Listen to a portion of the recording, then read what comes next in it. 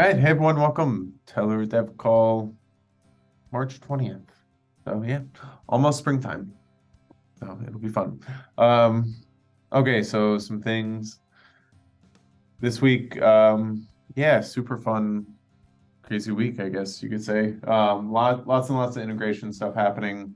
So, we're talking with the Badger guys, the Bytes Mason guys. We're doing another Filecoin block. I got to check up on Reflexer. So we're just kind of making sure all these integrations are moving along smoothly, and then we can push them through the door and get them live. They've been asking. It's been really good. We've definitely noticed a shift as far as like people coming in and using us. So like in the past, like people would come in and use us, and like you wouldn't necessarily even hear, but like this past week we heard twice from like auditors. Like the auditors are really doing deep dives into the Oracle mechanism and trying to figure out how they can break us, which is phenomenal. Like for like just knowing that auditors are looking at oracles, because in the past this was always something that like you would go get an audit and they'd be like, well, the oracles are external code, so we're not going to touch it, and projects would never get their oracles audited, and that was like really, really bad because they didn't even know what could have been the problem. But we're getting a lot of feedback from auditors and stuff, which is really, really cool. I remember at Permissionless last year, I met with Certic at an event, and they were basically, I asked them how they handled oracles, and they're like, yeah, when we get to that part of the code, we kind of just leave a comment that like some really high level recommendations, but they didn't dig in at all, and they would admit like, hey, we're not really reviewing this in depth, moving on, and just leaving up to the projects to do that, which doesn't make much sense, but it seems like it's changed. I mean, the mindset a lot of people have about oracles is that it's just a number that you use in a database. Like the number is just there and you use it, but for a decentralized oracle, it doesn't work like that. Yeah.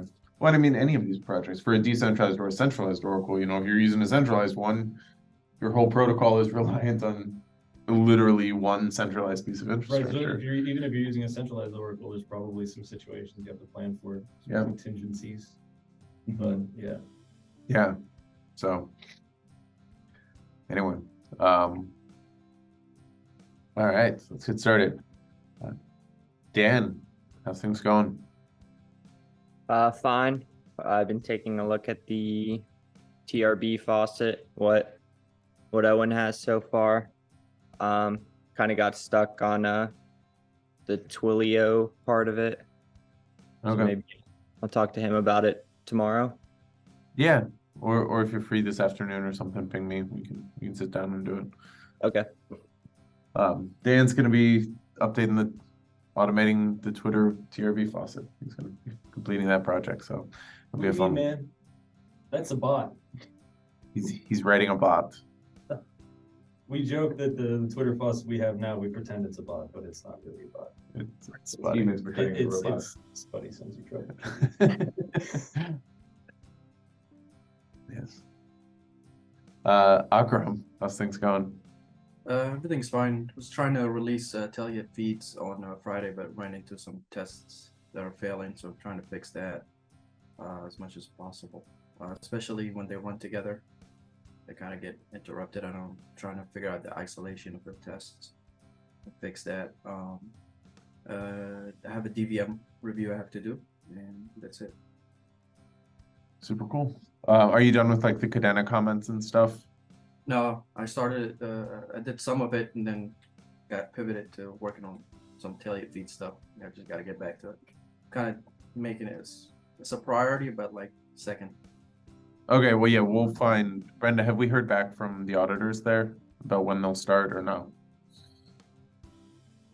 Do you know if they got picked? No, we haven't. We haven't heard back anything, I don't think, right?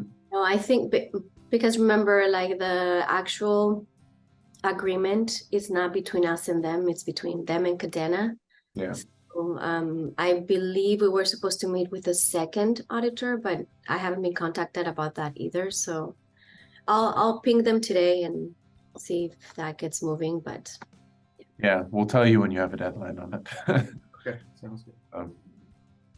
Tally, that's things. Hey, it's good. Yeah. I knocked out a DVM issue this morning for Infura rate limiting. It was crashing on when an Infura account was rate limited or ran out of requests. So that's caught.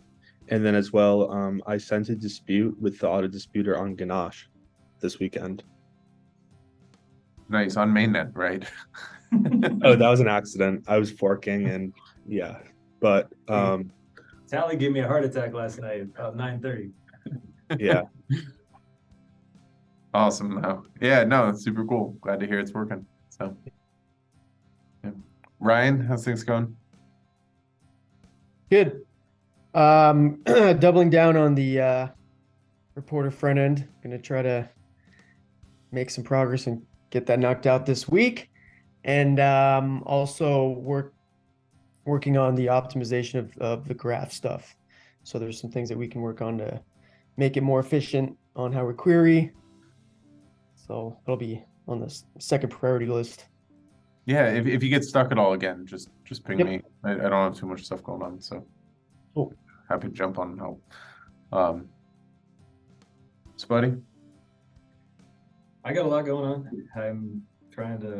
I'm working with the auditors that we spoke to earlier, trying to help them and our, the Badger team and everybody, just trying to help everybody learn how to use Tellor securely. Thanks. Thinking about more content because it seems like gotta get the word out about how Tellor works, how to use it. And as I talk to more people, I'm getting more Clear content picture of, ideas. yeah. Like where the misunderstandings are and where we're good. Like we have a lot of good documentation. We got a lot of great guys, and then there's some areas where we need more stuff like that for sure. When's our next hackathon? We don't have anything on the books right now. Probably gonna be like what, ETH Global down the road or something. Okay.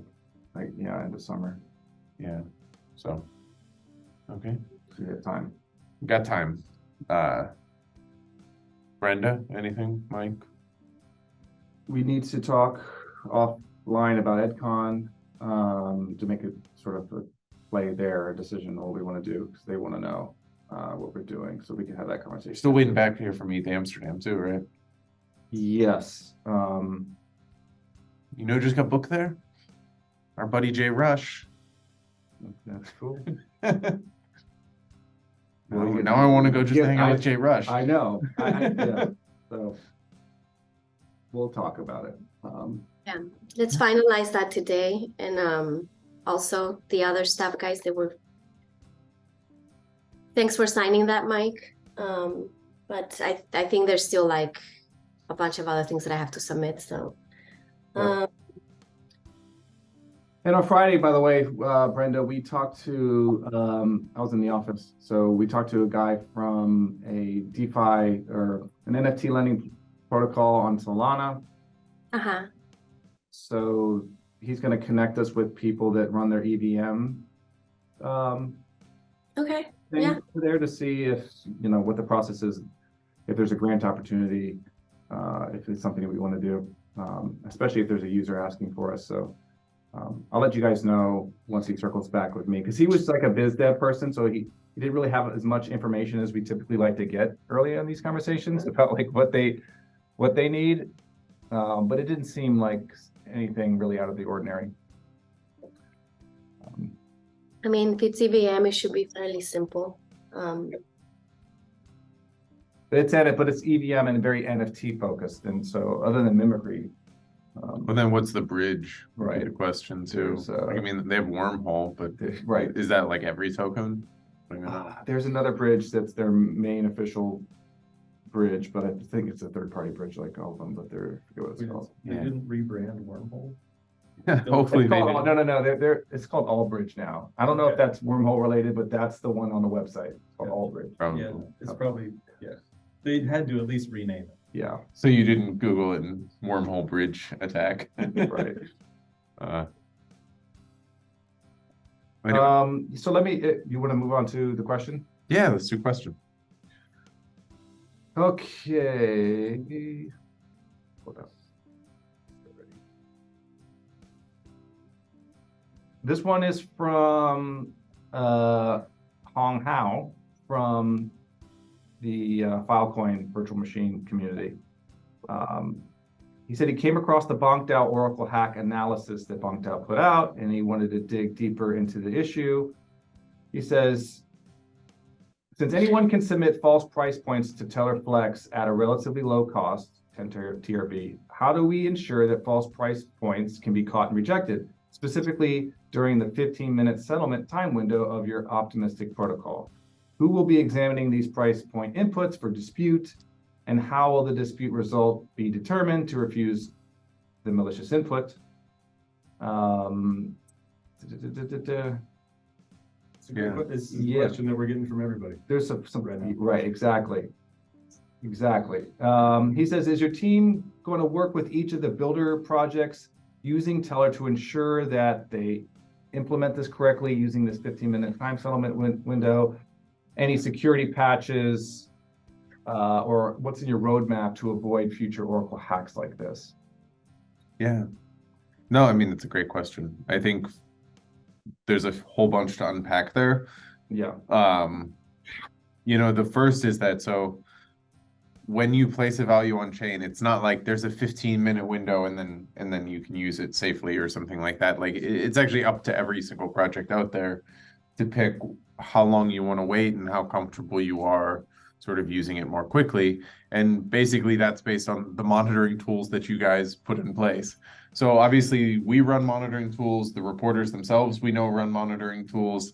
But like you can come with the example, we were talking about this last week, like if you put some custom data on chain and nobody really knows what it is, so you make up some spot price of a token, you throw it on chain, it's not safe in any way, shape, or form because nobody else knows what a valid value is. And if nobody's monitoring it and nobody knows what it is, it's not safe to use. You'd probably be better off just using a centralized Oracle. But in that case, if you were a user and you had data like that, probably have to just monitor it yourself. Right. If you know what you want to see on that value, then like you can't really rely on the reporting community to monitor it because we don't know what the hell it is.